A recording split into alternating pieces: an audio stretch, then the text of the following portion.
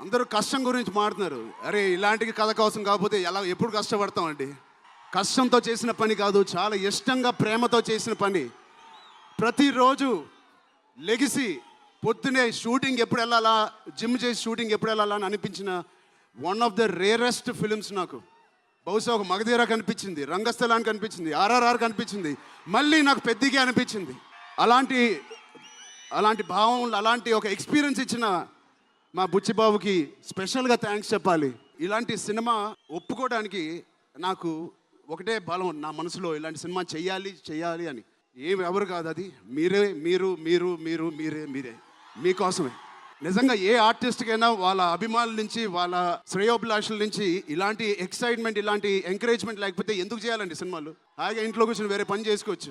మీకోసం చేతులు ఇరక్కొట్టడమే కాదు, రక్తం చింది కూడా పని చేస్తాను మీకు.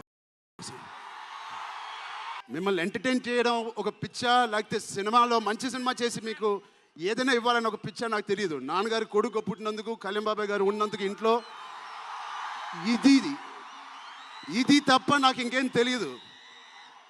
బహుశా ఇంకోటి తెలుసుంటే ఇలా ఇంత పెద్ద ఆర్టిస్ట్ నేను ఒక ఫీల్డ్లో అయ్యేవాడిని కాదు. నాకు తెలిసిందల్లా సినిమా. సో నేను చనిపోయే వరకు మిమ్మల్ని ఎంటర్టైన్ చేస్తూనే ఉంటాను, అది రాసి పెట్టుకోండి.